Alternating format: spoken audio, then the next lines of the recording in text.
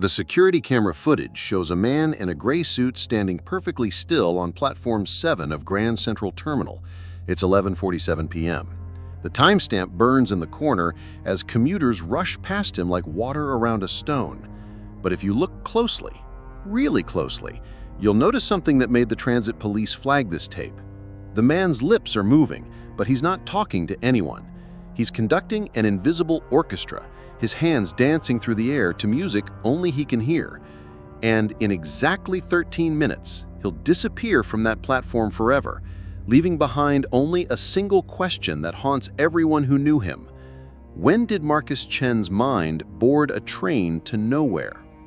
This is the story of a brilliant architect who built his life on precision and control, only to watch it crumble into chaos.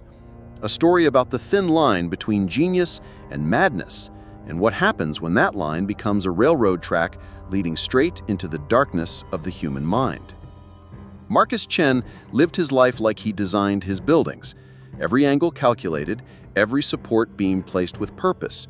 At 34, he was the youngest partner at Meridian Architecture, the firm responsible for half of Manhattan's newest skyline. His corner office on the 42nd floor offered a view of the city that most people only saw in movies, and Marcus treated it like his personal kingdom. Every morning began the same way. Coffee at 6:15 a.m., black, no sugar. The train to work caught at precisely 7:23 a.m. from his apartment on the Upper East Side. He'd review blueprints during the 40-minute commute, red pen in hand, making adjustments that would save his clients millions and cement his reputation as the man who never missed a detail. His colleagues respected him. His clients trusted him. His life was a masterpiece of order and achievement. But success, Marcus had learned, was a solitary pursuit. He lived alone in a minimalist apartment where everything had its place, where silence was his only companion, and where the only chaos existed in the controlled explosions of creativity that birthed his architectural visions. The first crack in his perfectly ordered world appeared on a Tuesday morning in October. Marcus was reviewing the plans for the new Hartwell Tower when he noticed something impossible, a room that shouldn't exist. According to the blueprints, the building had 43 floors, but his calculations showed space for 44. He checked the measurements 3 times, ran the numbers through his computer, even had his assistant Sarah verify the math, but the numbers didn't lie. There was an extra floor hidden in the mathematics of his own design. That night, Marcus couldn't sleep. He sat at his drafting table surrounded by papers and calculations, trying to solve the mystery of the missing floor. The harder he focused, the more the numbers seemed to shift before his eyes.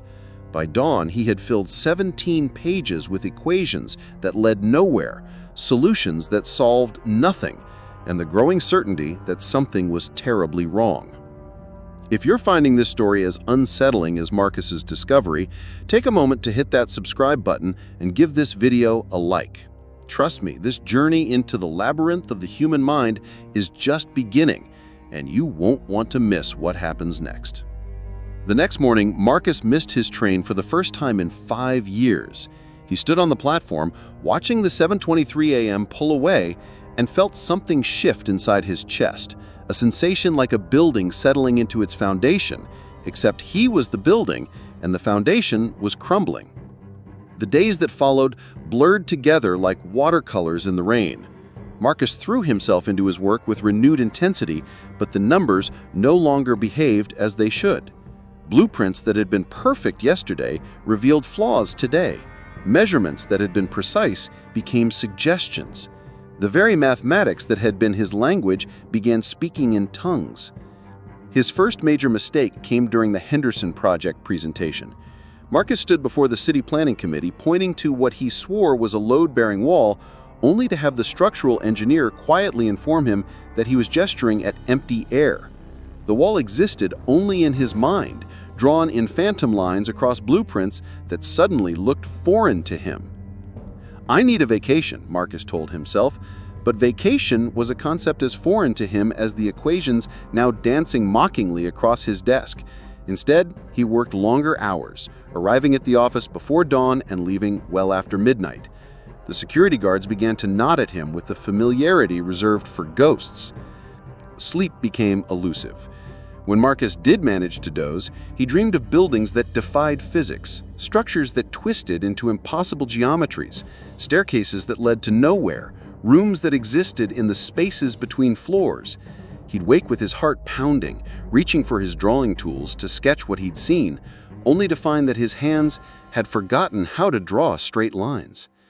Sarah, his assistant, began leaving concerned notes on his desk. "You missed the Morrison meeting. The Hartwell deadline is tomorrow. Are you feeling all right?" But Marcus barely registered her words. He was too busy tracking the patterns that only he could see. The way the office building's heating system hummed in frequencies that spelled out messages. The way the elevator's floor numbers followed a sequence that would unlock the secrets of the 44th floor. The breakthrough came on a Thursday evening when Marcus was alone in the office, surrounded by coffee cups and crumpled papers. He was staring at the Hartwell blueprints when the lines began to move. Not metaphorically, literally. The walls on the paper shifted and rearranged themselves, forming new configurations that made perfect sense to Marcus's fractured mind. He grabbed his red pen and began to trace the new patterns. The building was alive, he realized. It was trying to tell him something. The 44th floor wasn't missing, it was hidden, camouflaged within the structure like a secret room in a mansion. All he had to do was find the right sequence, the correct combination of angles and measurements, and the truth would reveal itself. Marcus worked through the night, his pen dancing across the paper as he followed the building's whispered instructions.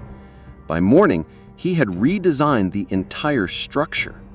The new Hartwell Tower existed in dimensions that conventional architecture couldn't accommodate, but Marcus could see it clearly. A monument to the chaos that began to feel more like home than the sterile order he had previously worshipped. When Sarah arrived at 8 a.m., she found Marcus standing in his office staring at the wall-sized blueprint he had created. The paper was covered in red ink, lines that curved and twisted in patterns that hurt to look at directly. She'd worked with architects for 10 years, but she'd never seen anything like this. "Marcus," she said softly, "what is this?" Marcus turned to her with eyes that burned with the fever of discovery. "It's beautiful, isn't it? The building showed me the truth. The 44th floor was never missing, it was waiting." Sarah looked at the blueprint again, trying to make sense of the crimson maze. "Marcus, this doesn't look like a building, it looks like—" "What?" Marcus demanded, his voice sharp with sudden paranoia. "What does it look like?" She couldn't finish the sentence. The blueprint looked like the inside of a mind coming apart at the seams, like the architectural representation of madness itself. But she couldn't say that to Marcus, not when he was looking at her with such desperate hope. "It's very creative," she said instead, and watched as Marcus's face lit up with the first genuine smile she'd seen from him in weeks. The final presentation was scheduled for the following Monday. Marcus spent the weekend in his apartment, refining his vision of the impossible tower. He didn't eat, didn't sleep, barely drank water. He was sustained by the pure energy of creation, by the certainty that he was on the verge of revolutionizing architecture itself. But as Sunday night crept toward Monday morning, doubt began to creep in. Marcus looked at his blueprint with fresh eyes and saw what Sarah had seen. Chaos masquerading as order, madness wearing the mask of genius. The red lines that had seemed so purposeful now looked like the scribblings of a child, or worse, the desperate attempts of a drowning man to grab onto something solid. He tried to redraw the plans, to impose the old order on the new chaos, but his hands wouldn't obey. The pen shook in his grip, and the straight lines came out curved, the right angles bent into impossible shapes.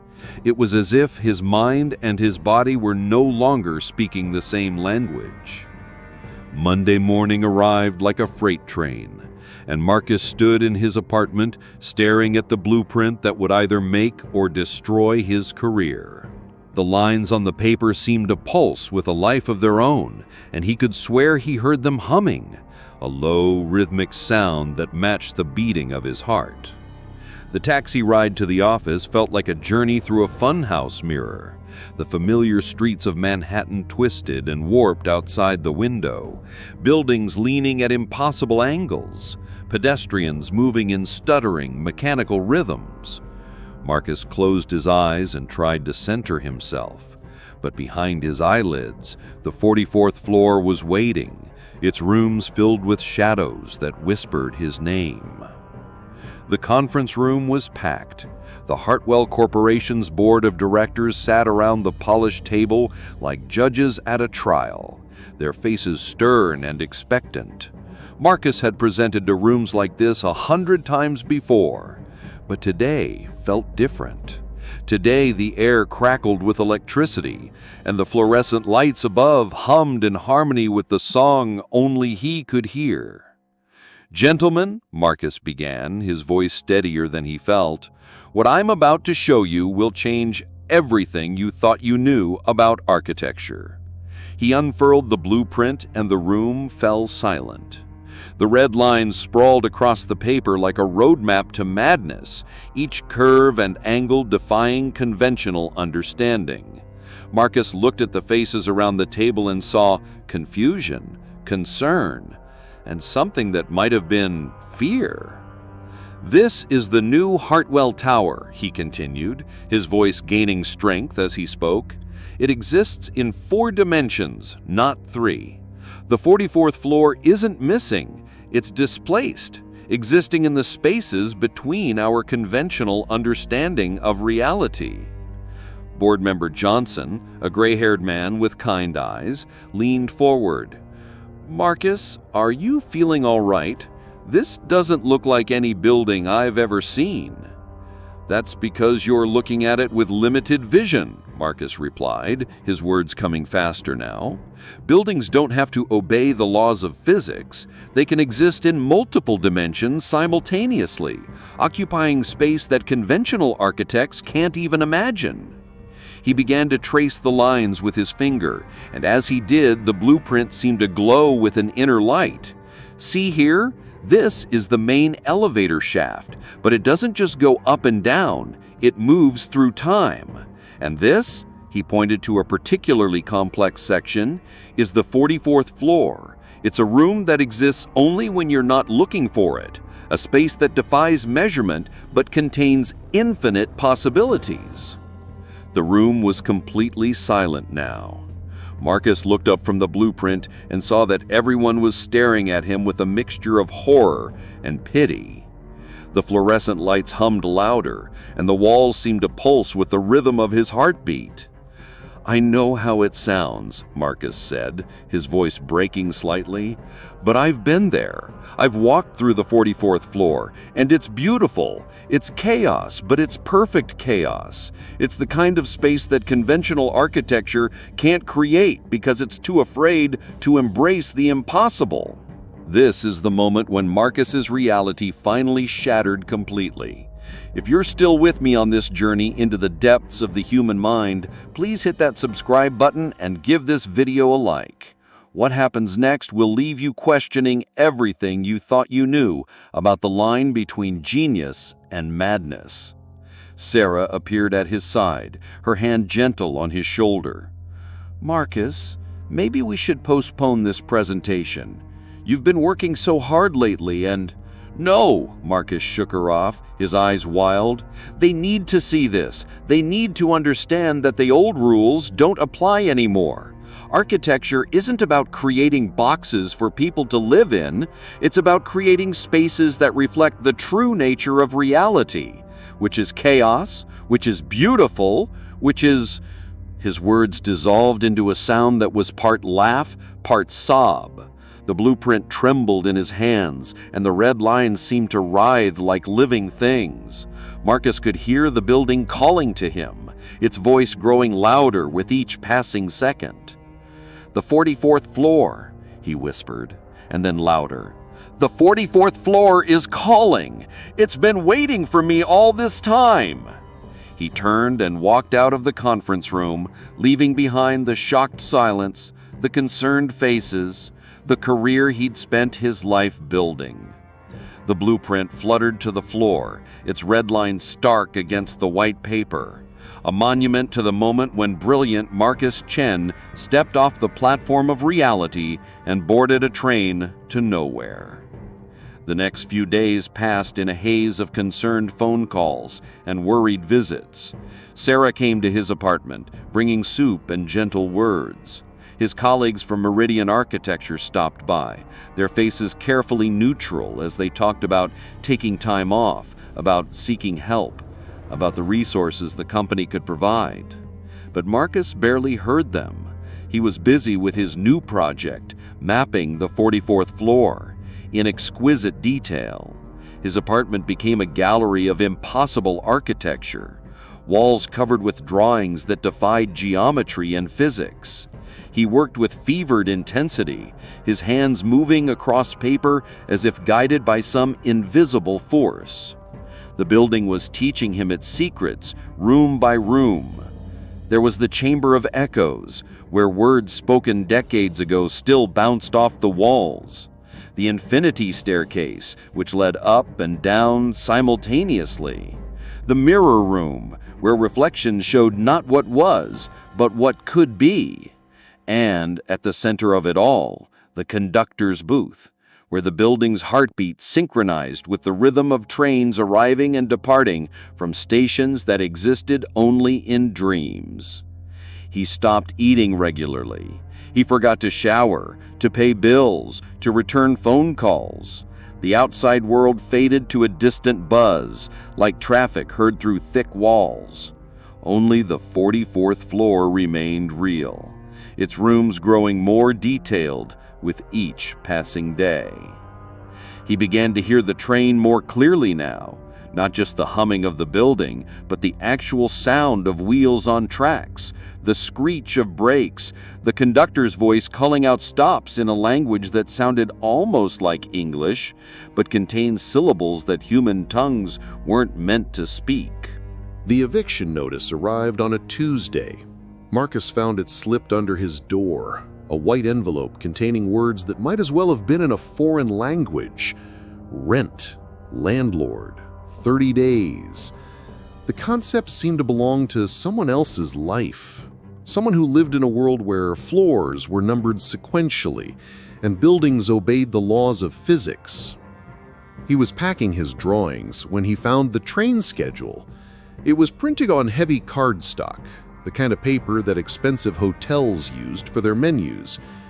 The header read, Metropolitan Transit Authority, express service to Terminal Station. Below that, a single departure time, 11:47 p.m., Platform 7, Grand Central Terminal.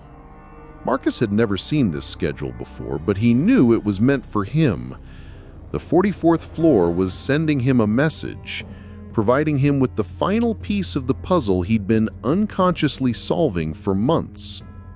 That night, he dressed in his best suit, the charcoal gray one he'd worn to important presentations back when presentations mattered.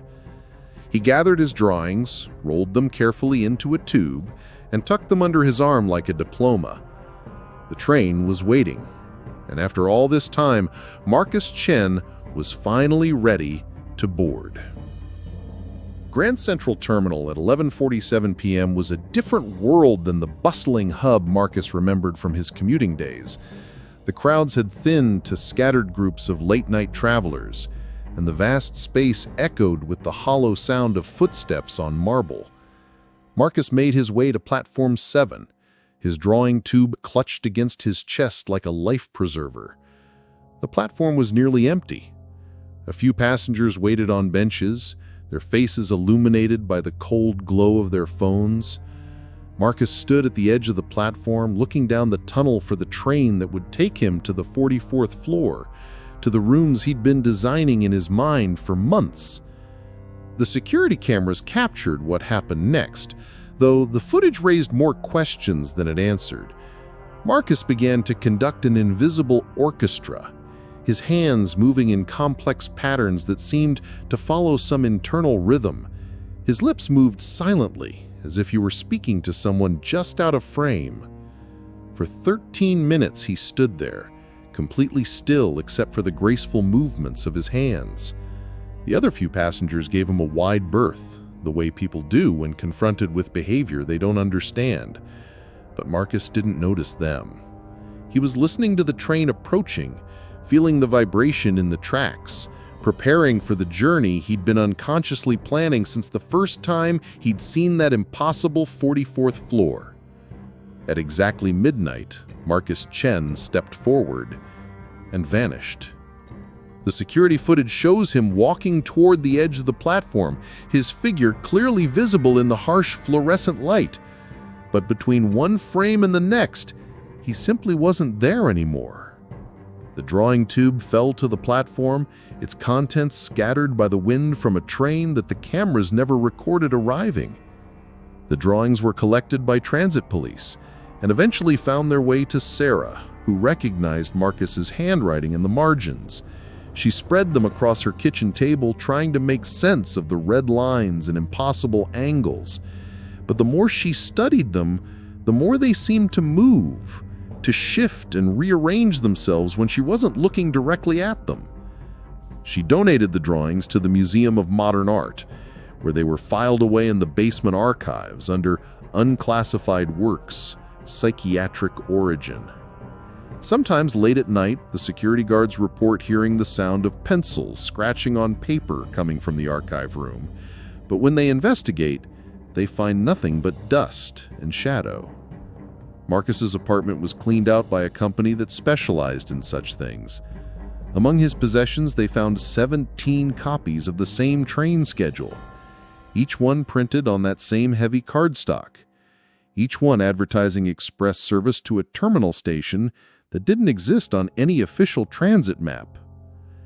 The Hartwell Tower was eventually built, but to conventional specifications. It has 43 floors, numbered sequentially from 1 to 43. The building is a monument to practical architecture, all right angles and sensible proportions. But sometimes, on quiet nights when the wind is just right, people report hearing the sound of trains in the elevator shafts, and the building's security guards have learned not to investigate reports of a 44th floor that appears and disappears like a ghost. As for Marcus Chen, he was never seen again. The missing person investigation was closed after 6 months, filed away with hundreds of other cases involving people who simply vanished from the platforms of the city's transportation system. But sometimes, late-night commuters report seeing a man in a gray suit standing on platforms throughout the subway system, his hands moving in complex patterns as if he's conducting an invisible orchestra. They say he's still riding the trains, still searching for that terminal station, still designing impossible buildings in the spaces between destinations. And if you listen carefully to the sound of wheels on tracks, you might hear something else. The whispered words of a brilliant architect who built his masterpiece in the architecture of madness itself. The human mind, like any complex structure, requires careful engineering to remain stable. But sometimes the pressure becomes too great. The load-bearing walls of reality begin to crack, and the whole edifice comes tumbling down. Marcus Chen's story is a reminder that the line between genius and madness isn't a wall, it's a railroad track. And sometimes, the only way forward is to board the train and see where it takes you. In the end, we're all passengers on our own crazy trains, hoping the conductor knows where he's going, praying the tracks lead somewhere safe. But for Marcus Chen, the journey was the destination, and the 44th floor was just another stop along the way. The last security camera to capture Marcus Chen was at Grand Central Terminal, timestamp 11:47 p.m. On Platform 7, he's standing perfectly still, his hands moving in those now familiar patterns. And if you enhance the audio, if you listen very carefully, you can hear him humming something that sounds almost like a lullaby, almost like a song about trains and stations and the beautiful chaos of a mind that's finally found its way home. This story ends here, But the conversation doesn't have to. In the comments below, tell me what city you're watching from and what song or band you'd like to see turned into a story like this one. Every piece of music contains a narrative waiting to be discovered, a human truth waiting to be told. Subscribe to join me on more journeys into the stories that live between the notes. And remember, sometimes the most beautiful architecture is built not with steel and stone, but with the unlimited possibilities of the human imagination. The train is always coming. The question is, are you ready to board?